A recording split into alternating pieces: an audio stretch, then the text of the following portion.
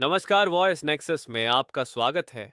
अगर आपको कहानियां सुनना पसंद है तो चैनल को सब्सक्राइब जरूर करें।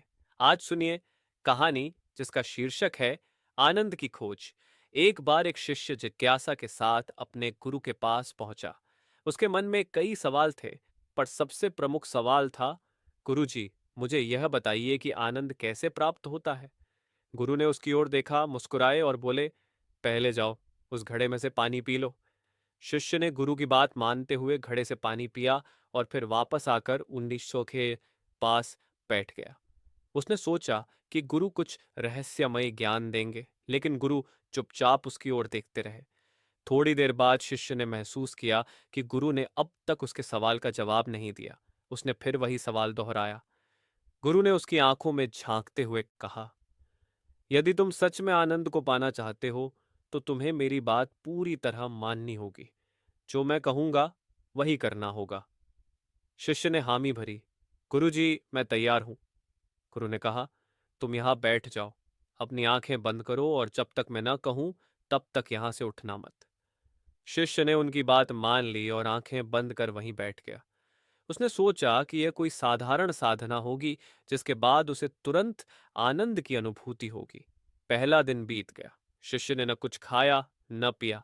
उसके मन में उम्मीद थी कि यह एक परीक्षा है और वह इसे पार कर लेगा। दूसरे दिन उसकी हालत खराब होने लगी। भूख और प्यास से उसका शरीर कमजोर हो गया, लेकिन उसने हार नहीं मानी। उसे विश्वास था कि गुरु उसे कोई अद्भुत ज्ञान देने वाले हैं। तीसरे दिन तक शिष्य की स्थिति और भी बिगड़ गई। उसका गला सूख रहा था, शरीर में ऊर्जा नहीं बची थी, लेकिन फिर भी वह अपने स्थान से नहीं हिला। गुरु अपने कक्ष से ये सब देख रहे थे। उन्होंने देखा कि शिष्य की सहन शक्ति अब जवाब दे रही है। गुरु ने आवाज लगाई, आओ, बाहर आओ। शिष्य ने अपनी आंखें खोली और धीरे धीरे उठकर गुरु के पास पहुंचा। वह थका हुआ और निराश दिख रहा था। गुरु ने उसकी ओर देखा और मुस्कुराते हुए कहा, जाओ, उस घड़े से पानी पी लो। शिष्य जल्दी से घड़े के पास गया और लपक कर पानी पीने लगा। पानी पीते ही उसे अद्भुत तृप्ति का अनुभव हुआ। उसकी आत्मा मानो पुनः जीवित हो उठी। उसने गहरी सांस ली और गुरु की ओर देखने लगा। गुरु ने पूछा, कहो, अब आनंद का अनुभव हुआ? शिष्य ने कहा, हाँ गुरुजी, पानी पीने के बाद मुझे अपार आनंद की अनुभूति हो रही है। गुरु ने मुस्कुराते हुए कहा, यही मैं तुम्हें सिखाना चाहता था। आनंद कहीं बाहर नहीं है, वह पहले से ही तुम्हारे पास है। जल, प्राण वायु, भोजन, इन सब में आनंद छिपा हुआ है, लेकिन हम ग्रहण करते वक्त आनंद नहीं लेते हैं। परमात्मा ने हमारे लिए आनंद की पूर्ण व्यवस्था की है, पर जब कुछ हमें सरलता से मिलता है तो उसका महत्व कम हो जाता है। परंतु उनका अभाव हमारे प्राण ले सकता है, तब हमें उनके महत्व का एहसास होता है। आनंद हमारे आस पास ही है, लेकिन हमारी जिज्ञासा और भटकाव हमें उसे देखने नहीं देती। हम अक्सर उन चीजों की अनदेखी कर देते हैं जो हमें सहजता से मिलती हैं और कुछ विशेष पाने की चाह में संघर्ष करते हैं। शिष्य को समझ आ गया कि सच्चा आनंद किसी बाहरी साधन या परिस्थिति से नहीं मिलता, बल्कि हमारे दृष्टिकोण और चेतना में है। जब हम साधारण चीजों को सराहना शुरू करते हैं, तब हमें सच्चे आनंद की अनुभूति होती है।